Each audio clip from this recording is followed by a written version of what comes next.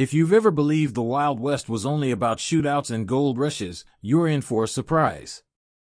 Today's tale is about a man who spoke little, a runaway girl who carried too many secrets, and a ranch that became more than just land. Stick around, and before we dive in, don't forget to hit that subscribe button, drop a like, and tell me in the comments, would you have trusted the rancher or run farther into the dark? Your thoughts make these stories come alive. The wind pushed grit across the Wyoming plains as the sun dropped behind the ridges, painting the horizon in rust and shadow. Eli Carter moved with the slow certainty of habit, carrying a bucket from the well to the trough. His broad shoulders carried the years without complaint, but the silence around him was heavier than the bucket. Men in town called him the mute rancher. It wasn't true, not exactly. He could speak, he just chose not to. Words had failed him the night his little girl died of fever and his wife disappeared soon after, and since then, he let the earth and cattle hear more from him than any person. His cabin stood plain against the land, its porch boards worn smooth. Inside, a guitar leaned against the wall, strings coated with dust. He hadn't touched it in years, though his hand still remembered the chords. Work filled his days, nights were for staring into the fire, letting memories crowd in until the flames burned low. He lived as if waiting for something that would never come. That something arrived one storm-bent evening.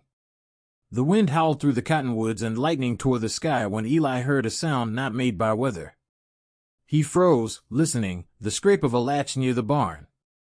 Rifle in hand, he moved like a shadow through the mud, boots quiet, breath steady. He found her crouched by the feed bins, small and ragged, her hands trembling around a stolen heel of bread. She looked up, eyes wild under a mess of dark hair. 14, maybe 15, thin as wire. She didn't beg, didn't cry. She just stared, ready to bolt like a feral colt. "Please," she whispered. Her voice cracked, rough from thirst. Eli said nothing. He lowered the rifle but didn't move closer. The storm cracked again, and she flinched. He saw bruises along her arms, boots too large for her feet, a gash on her cheek. She held the bread as if he might rip it away. Instead, he tipped his head toward the cabin. She hesitated, then followed, as if she sensed the man in front of her wasn't the kind who'd strike a child. Inside, he set stew on the table.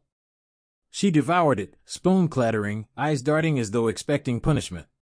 He steadied her the way he might a new foal, skittish, half wild, all bones and mistrust. "What's your name?" His voice, low and unused, startled even himself. She blinked, swallowed hard. "Sarah." He nodded. Said nothing more. She waited, as if he might demand her story, but when no questions came, her shoulders eased.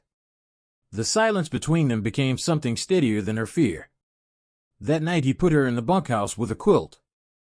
Rain hammered the roof while Eli sat by his fire, staring at the door as if expecting her to run.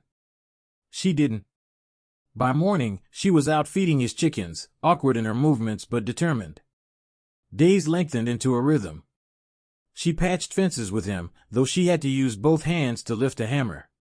She laughed, sudden, bright, when a calf licked her hand, and Eli felt a jolt in his chest. He hadn't heard laughter under his roof in 10 years. He fixed her boots with scraps of leather, carved the soles so they fit. She found his guitar and plucked at the strings, coaxing faint notes that stirred long-buried ache. Still, shadows clung to her. At night she woke screaming, muffling the sound in her blanket. Once, while helping him with tack, she blurted half a truth. Her stepfather had wanted to trade her off, sell her to men she didn't name. She cut herself short, eyes sharp with shame and warning, and Eli didn't press. He only placed his hand on her shoulder, solid, steady, enough to say she wasn't alone. As the days passed, the girl's mistrust thinned, but Eli's heart grew heavier. Sarah's presence dragged up memories of his own daughter, golden-haired, feverish, gone before her 8th spring. The sight of Sarah brushing a colt or sitting on the porch steps with her chin in her hands twisted inside him, grief and hope tangled until he barely knew which was stronger. One evening, Sarah caught him sharpening his rifle on the porch. "You expect someone?" she asked. Eli glanced at the horizon. He'd heard whispers in town, men passing through asking after a runaway girl. Their questions carried weight, the kind of weight that drew guns behind it. "Maybe," he said, voice low. Sarah's spoon clattered against her bowl. Fear flickered across her face, raw and unguarded. Eli reached across the table, steadying her hand with his calloused fingers. He didn't promise her safety with words, he never had much use for them, but the look in his eyes told her enough. The night pressed in thick around the ranch, crickets falling silent. Eli sat awake, rifle across his knees, staring into the darkness beyond the fence line. For the first time in a decade, he felt something other than emptiness. The ache of loss was still there, but beneath it burned something harder, sharper, alive.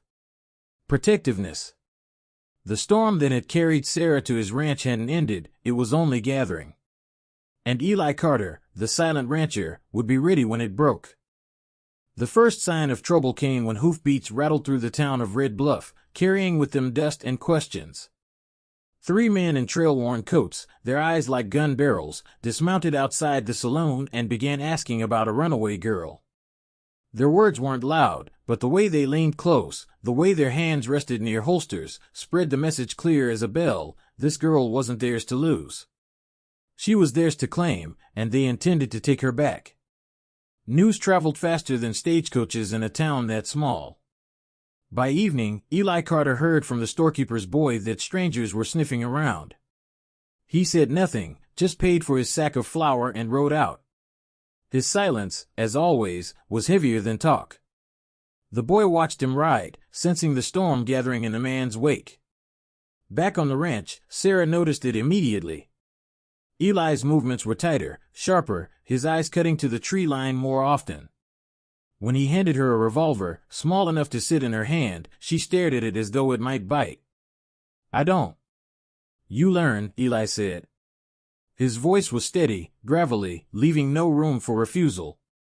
And she did. Every day after chores, he drilled her.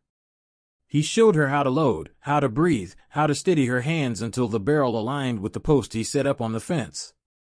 She hated the weight of the gun, but she hated the idea of being taken back more. Each squeeze of the trigger chipped away at her fear, leaving behind something harder. But Eli wasn't teaching her to fight for his sake. He knew what was coming, and the thought of Sarah facing it alone churned his stomach. She had survived things no child should face, he wouldn't let her go through more. He told himself he was only preparing her for the worst. The truth dug deeper, he wanted her to stay alive, even if he didn't. The outlaws came sooner than he'd hoped. Dusk had barely fallen when the dogs barked and shadows moved along the fence line. 5 riders this time, not 3, their horses restless, their laughter sharp as broken glass. Sarah's breath hitched. Eli crouched beside her in the barn, rifle balanced across his knee. His eyes, steady as granite, met hers. "You stay low. Do as I say." She nodded, knuckles white around the revolver. The riders spread out, circling. One shouted, "Carter! We know you got her. Send the girl out, and maybe we leave the house standing." Eli's silence was answer enough. He squeezed the trigger, and the first outlaw toppled from his saddle before his words had cooled in the night air. Horses screamed, gunfire erupted, and the ranch turned into a battlefield. Eli moved with a precision born of old scars. He knew the land better than any man alive, and he used it, ducking behind troughs, firing from the shadows of the barn, herding the outlaws toward the gullies and fences that hemmed them in. Each shot was deliberate, each step measured. The rancher who had once buried himself in silence now fought like a man rediscovering his purpose. Sarah, trembling, held her ground in the hayloft. When one outlaw crept toward the barn, she swallowed her terror, aimed as Eli had taught her, and fired.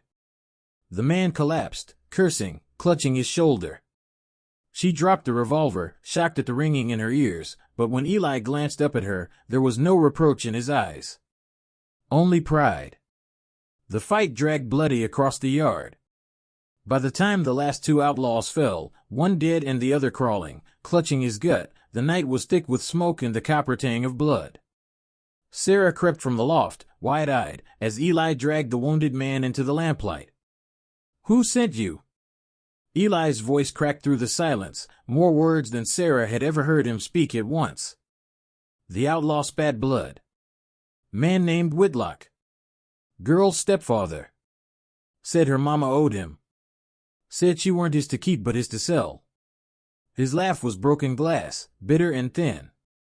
"Guess you didn't know, her mama wasn't the saint she claimed." Eli's grip tightened on the rifle, but he forced the man to keep talking. "She disappeared, years back.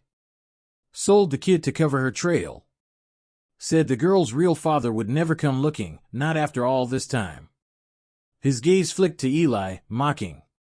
"Guess that fool was you." The words hit like a bullet. Eli staggered, chest hollowing, mind racing back through years of loss. His wife, gone without a trace. The fever, the graves. The aching silence that had followed.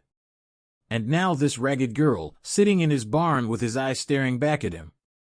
Sarah froze. "What is he saying?" Eli lowered the rifle slowly. He wanted to deny it, to spare her, but the truth burned too bright in his veins. He knelt, rough hands trembling as he reached for her shoulders. "Your mama, she was mine. And you," his throat closed, but he forced it open. "You're my daughter." Sarah's breath caught. For a long, terrible moment, she just stared at him, as though weighing whether to believe a word from a world that had only betrayed her. Then her chin wavered, and she collapsed into his chest. Eli wrapped his arms around her, crushing her against him, his silence broken not by words but by a sob he hadn't allowed himself in years. Behind them, the outlaw tried to rise, but Sarah pulled away, snatched the revolver from the ground, and leveled it. Her hand shook, but her aim was true. She didn't fire, she didn't need to. Eli finished it, clean and certain, and the man's laughter died in the dirt. The ranch yard grew quiet again, broken fences standing like grave markers in the moonlight. Sarah buried her face against Eli's shirt, and for the first time in a decade, his house felt less like a tomb and more like a home. When dawn came, Eli sat on the porch with Sarah beside him. The rifle leaned against the wall, but his hands cradled the guitar instead. He strummed a chord, voice low, rusty, but carrying. He sang a song his wife used to hum, the words carrying into the morning. Sarah listened, tears drying on her cheeks, and leaned against him. For the first time, she wasn't running. And for the first time, Eli Carter wasn't silent.